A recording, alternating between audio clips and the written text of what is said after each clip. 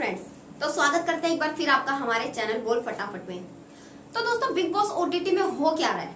Big boss OTT में हो रहा है प्रतीक दिव्या, प्रतीक रिद्धिमा, प्रतीक स्मिता, प्रतीक नेहा, प्रतीक करण, प्रतीक राकेश। मतलब बिग बॉस ओटीटी में सिर्फ प्रतीक प्रतीक प्रतीक और प्रतीक, और सबके सब ये कहीं ना कहीं हमें दिखाई दे रहा है कि गैंगअप बना के जो है उसको टारगेट कर रहे हैं।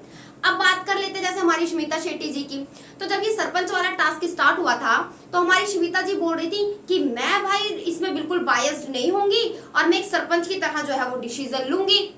तो भैया सरपंच भी कहीं ना कहीं बायस्ड होते हैं, और ये कल हमने देखा था कि कल जो है ये पूरे के पूरे 8 बंदे जिन्होंने अपना गैंगअप बनाया है, ये स्मिता, राकेश, करण, रिद्धिमा, नेहा, गावा और ये दिव्या और जिशान ने, इन्होंने कहीं ना कहीं कल निशांत और मूस को कामचोर के लिए, अस्वच्छता के लिए उनको टारगेट किया। लेकिन पब्लिक के फैसले की वजह से वो दोनों बचे, क्योंकि पब्लिक ऐसा नहीं समझती। फिर आज जब निशांत और मूस को सरपंच बना दिया गया तो स्मिता जी और राकेश जी ये बोलते हैं क्योंकि 3 लोगों का फैसला है कि प्रतीक और अक्षरा की जोड़ी काफी घर में वीक है, इसलिए उनको जो है नॉमिनेट किया जाता है।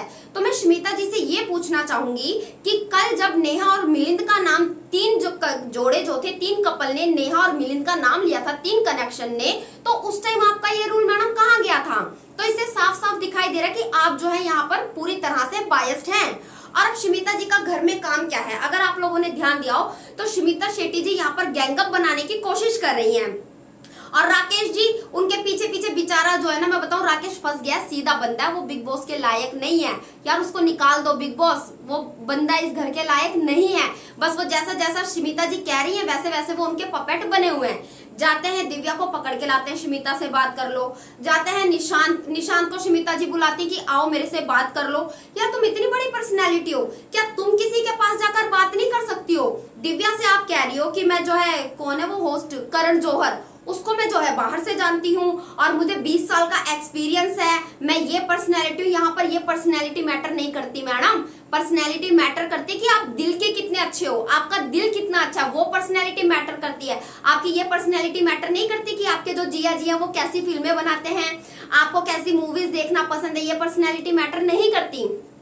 तो कभी, हालांकि मैं दिव्या को इतने अच्छे से नहीं देखा नहीं है, मैंने उनको इतना और इतना कुछ नॉलेज नहीं है, कहते हैं कि वो काफी ओवर कॉन्फिडेंट है, ओवर एक्टिंग करती है, ओवर रिएक्ट करती है, लेकिन कहीं ना कहीं जिस तरीके से वो स्मिता शेट्टी को जवाब देकर गई है ना भाई, मजा ही आ गया मुझे तो। और फिर निशांत भी जो जिस तरीके से मुंह झाड़ के गया स्मिता शेट्टी का कि भाई देखते हैं, आगे देखेंगे कैसे तुम लोग अपना फ्रेश अप से स्टार्ट करते हो। जैसा कि स्मिता शेट्टी जी का हमारा पुराना डायलॉग हो गया कि सबसे लड़ना भिड़ना और फिर बोलना है कि भाई फ्रेश अप से स्टार्ट करना है। तो कहीं ना कहीं स्मिता को मिलकर जो है अपना गैंग जो है वो बड़ा करना चाहती है। और जो दूसरी गैंग है, गैंग नहीं कहूंगी मैं, उस गैंग को फ्रेंडशिप का नाम दूंगी, निशांत, मूस, प्रतीक और अक्षरा को, क्योंकि फ्रेंडशिप और गैंगअप 2 अलग अलग चीजें होती हैं। और गैंग जितना बड़ा होता है ना वो उतनी जल्दी टूटता है। जैसा कि हमने देखा भी, भाई दिव्या ने बोल दिया मैं तुम्हारे गैंग वैंग में शामिल होने वाली नहीं हूँ, जो मर्जी करो। और दूसरा गावा भी, भैया मैं नहीं सुन रहा किसी की, मुझे तो कुछ समझ ही नहीं आ रहा, मैं ना होता किसी की गैंग वैंग में शामिल। तो गैंग जितना बड़ा होगा ना उतनी जल्दी ये टूटेगा भी। और फ्रेंडशिप जो है वो ज्यादा देर तक टिकती है। अब बात कर लेते हैं हमारे राकेश जी की। तो राकेश जी बोलते हैं मैं एक फौजी का बेटा हूं, मैं ये नहीं कर सकता। अरे तुम फौजी के बेटे हो तभी तो तुमको ये करना है भाई, फौजी के बेटे हो तो डट के खड़े रहो ना, मैदान छोड़ के भाग क्यों रहे हो?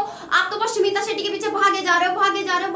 अगर आप फौजी के बेटे हो तो यहाँ पर मैदान में डटकर खड़े होकर सबका सामना करो और ट्रॉफी लेकर जाओ यहाँ से। अगर आप फौजी के बेटे हो तो अपने पापा का नाम रोशन करके जाओ आप यहाँ से। बट राकेश जी आपसे ना हो पाएगा, आप ना चल पाओगे इस शो में। तो बिग बॉस ने जितनी जल्दी हो सके आप घर से बाहर निकालने की कोशिश करो।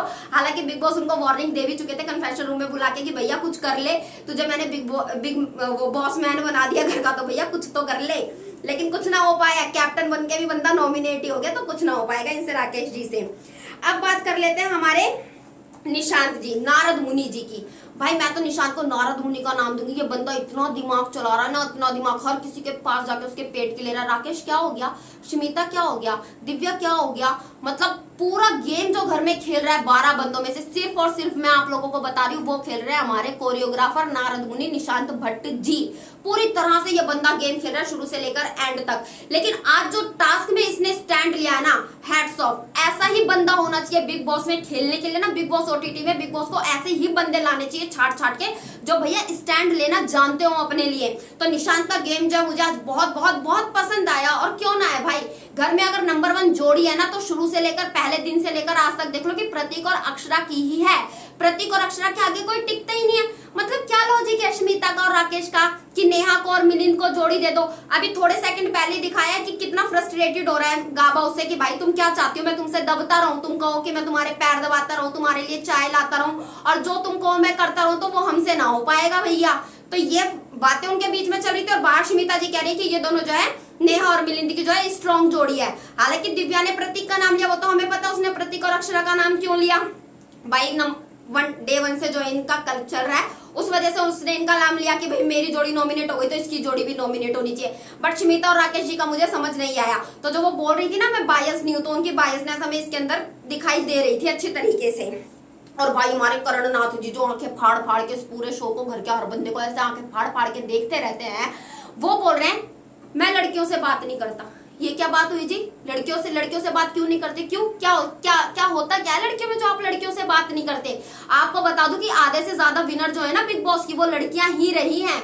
लड़कियों ने ही सारे आधे से ज्यादा सीजन जो है वो बिग बॉस के जीते हैं, और लड़कियां ही हैं जो टीआरपी लेकर आती हैं बिग बॉस में। हालांकि लड़के भी लेकर आते हैं, लेकिन लड़कियां ही हैं जो शो में बोलती हैं, लड़ती हैं, झगड़ती हैं, टास्क में मतलब अपना 100% देने की कोशिश करती हैं। तो अगर आप यहाँ पे लड़के आपकी इज्जत करते हैं क्योंकि आपकी एज ज्यादा है, और लड़कियों से आप बोलोगे नहीं, तो आप भी शो में क्या करने आए हो भैया? आप भी अपने घर किसको अपना बैग उठाओ और बिग बॉस से बोलो भैया मुझे तो घर जाने दो यहाँ पर। और दिखाई दिया हमें जो आपने बोला ना कि मैं लड़कियों से बात नहीं करता, कैसे आपने रिधिमा को धक्का देकर और आप मुंह के ऊपर चढ़ गए थे। 20 साल की छोटी सी लड़की के ऊपर इस तरीके से ट्रीट करते हो आप 20 साल की छोटी सी लड़की को। फिर भी उस लड़की ने उस चीज को बाद में हंसी में लिया। तो यहाँ पर दिखाई दे रहा है कि आप किस तरीके से लड़कियों से बात करते हो, वो हमें दिखाई दे रहा है यहाँ पर। और आगे जो आज टास्क हुआ, टास्क में यार जब वो प्रतीक रो रहा था, तो आई थिंक दिव्या ने जाकर, पता नहीं रिधिमा ने जाकर स्मिता को बताया कि प्रतीक रो रहा है, तो उस पर स्मिता शेट्टी बोल रही है वेरी गुड। और जब राकेश जी बोल रहे तो आप उनको एक छोटे बच्चे की तरह, और जैसे 5 साल का बच्चा रो रहा है इस तरीके से आपको चुप करा रही है, बहला रही है, फुसला रही है। तो दिखाई दे रहा है कि आप कितनी बायस्ड हैं और कितनी बायस्ड नहीं है।